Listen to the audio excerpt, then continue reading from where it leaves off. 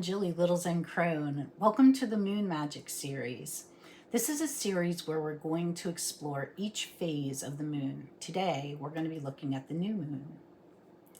Have you ever felt a little disconnected or out of sync with yourself, with your own rhythm, with,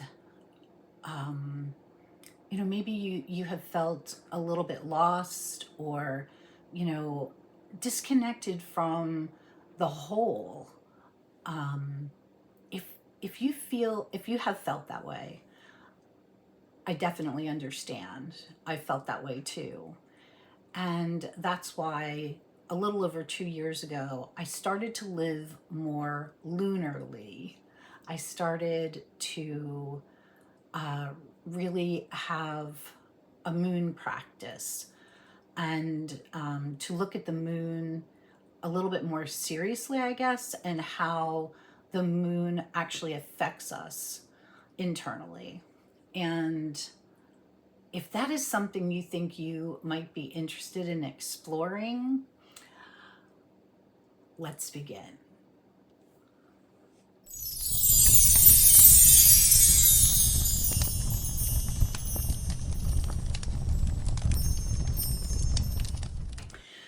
I think a good place to start is at the beginning. And here is where I wish I had better props, but I don't. So we're going to use my hands. Hands are okay.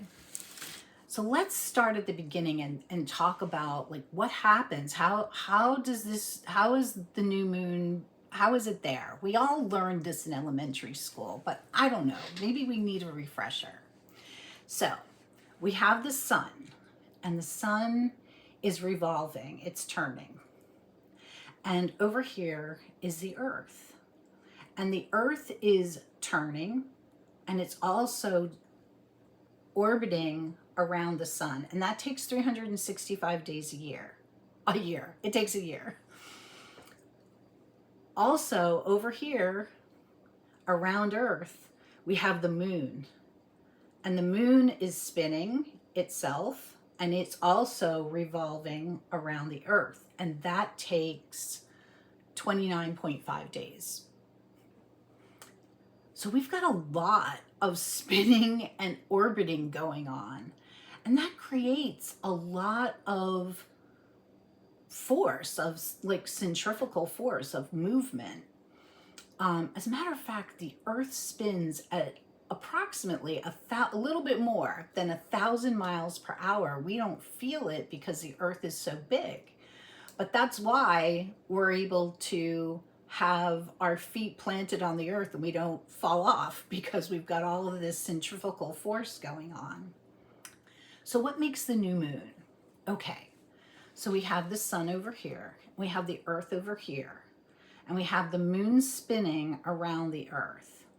Well, when the moon spins to the point where it is directly in front of the sun, so then we would have the sun and the moon and the earth in a line. The sun is shining on what we see, what we know is the backside of the moon. So the front of the moon, the face of the moon that we see in the sky, is dark. So when we look up at the sky, we see nothing. We don't see a moon at all. The moon is gone. But it's not really gone, it's there. We just can't see it. But what this does is creates this sacred pause in the lunar cycle. It's like an exhale before we inhale again. It's like a deep exhale. And it presents to us a time where we can pause and go inward for just a minute and kind of take a rest before the new cycle starts to happen again. Okay, so now let's talk about the energy of this new moon. And maybe that's something that you can't even feel yet, but it's there. When the moon disappears, it's not something well, wait, when the moon disappears, maybe we do feel some emptiness. But let's reframe that. It's not emptiness that we feel, but it's potential. The new moon serves as a womb. It's a womb where seeds are planted and start to take root before the rising of the light into the full moon again.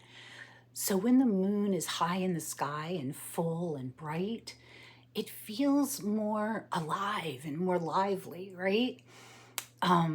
Bright, it's brighter. And when the moon is dark, when we are having a new moon, like I said, it's kind of like a sacred pause. It feels like we're taking a breath. It feels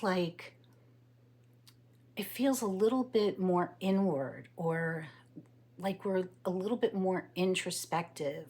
Cozy is a word I like to use. It seems like, we just want to be, just drawn inward. Our emotions might be a little softer. We might be a little bit more sensitive, and we might feel a little bit more tired or less motivated. But this is not some kind of laziness to feel more tired and unmotivated. This is our bodies naturally syncing with the rhythms of the great whole. Now, if we look at the tarot, I think there are two cards that come to mind for me anyway. And the first one, of course, would be the High Priestess. The High Priestess talks about, is a card about mysticism and intuition and going inward. And it's about being quiet with ourselves, getting to know ourselves. And the other card is the Fool, the card of potential and new beginnings and taking chances. So we have these two cards. We have the card of mysticism and mystery and getting to know ourselves on a deeper level. And we have this card of potential. And I think that the alchemy between the two of them is what the new moon is all about. Energetically, the new moon offers us a chance to reset. It invites us to stop for a minute, to take the sacred pause, to gather ourselves or regather ourselves, and to listen to ourselves internally. Before we wrap up this video, I want to leave you with three things, or I want to give you three things to remember from this video.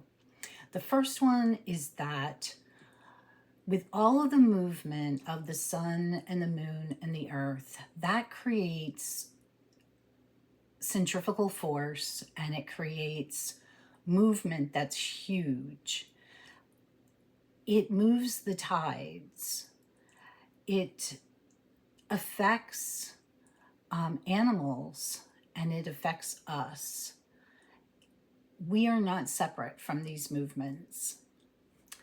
Number two is that living more in tune with the moon, living more lunarly, reconnects us. It reconnects us at a soul level with ourselves and with the universe, the great whole. And the third thing is that the new moon gives us a reset. It gives us a monthly reset. It gives us a chance to begin again every single 29.5 days. Now, you might be saying at this point, that's great, Jill, but I've got a life. I've got kids. I don't even know when the new moon is. How am I going to do this? What kind of equipment do I need? How much stuff do I need to buy? So let me leave you with 3 simple things. Okay, 4. 4 simple things that you can do to reconnect and to start living more lunarly today. The first thing is going to require Google. So I would go ahead and Google when the new moons are taking place. They take place on different dates every year, and just look up and write that in your calendar, or put reminders on your phone. When is the new moon coming up? The second thing is really easy. On the night of the new moon, go outside and look up, and just put your hand on your heart and think about how we are connected to the great whole, how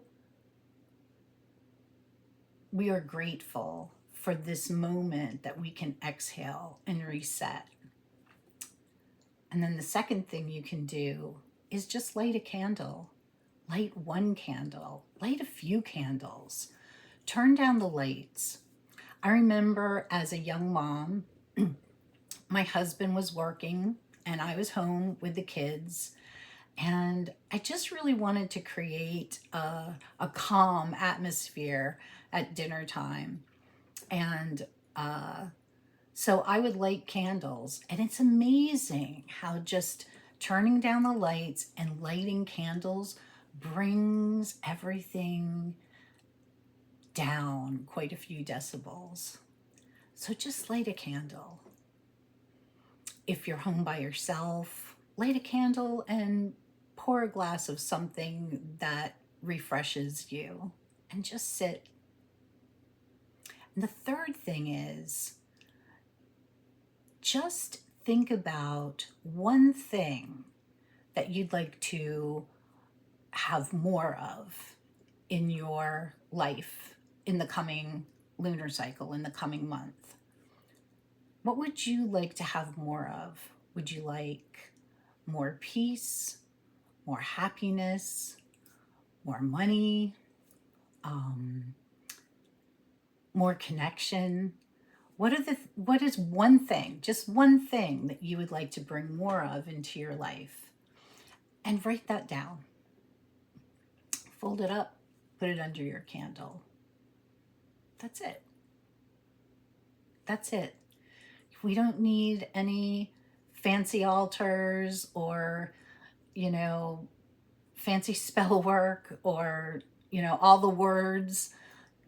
Very simple things done with intention is a spell.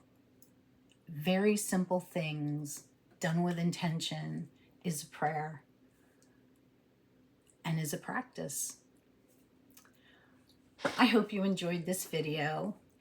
If it spoke to you, if it resonated with you, please give it a thumbs up, and please leave me a comment. They really help to get the video out into the algorithm and grow the channel. And I love doing this work, and I want to keep on doing it. Also, don't forget to go over to Buy Me a Coffee, links below, and pick up your free download. And until the next time, be kind to yourselves.